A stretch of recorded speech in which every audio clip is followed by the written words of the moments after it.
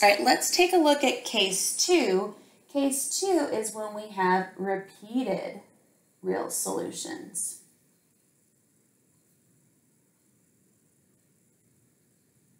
So M1 is equal to M2.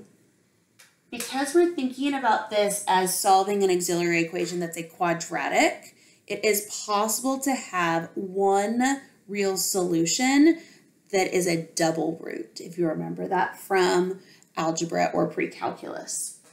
So the example that I'm going to do with us in this video is y double prime minus 10y prime plus 25y equal to 0. And I want to try to find the auxiliary equation if that's my second order linear differential equation. Well, that's going to be m squared minus 10m plus 25 equals 0. When I go to factor this, I need two numbers that multiply to a positive 25 and add to 10. So m equals 5 is the only solution, and it's a repeated solution.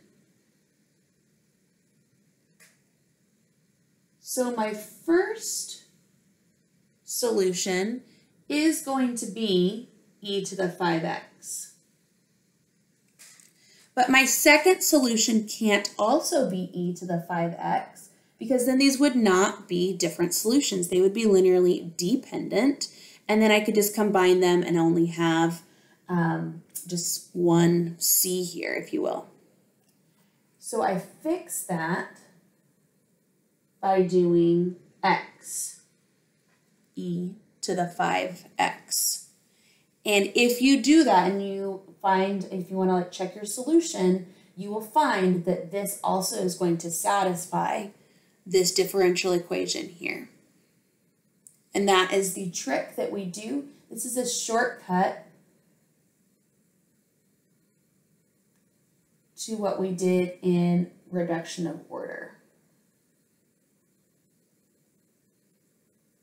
And that only works in homogeneous linear differential equations with constant coefficients. If I had like an x squared term or something like that in the front, I would have to go back to that reduction of order formula.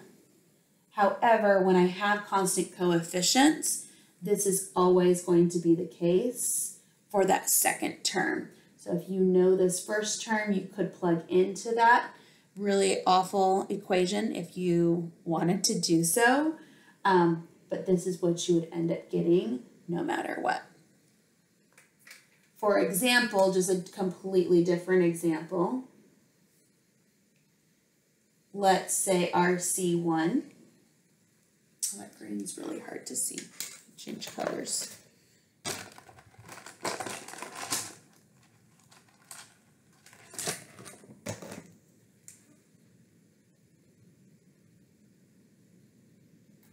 Say it was like e to the negative 3x was our solution, then we can just do x times e to the negative 3x to get our linearly independent solution for y2.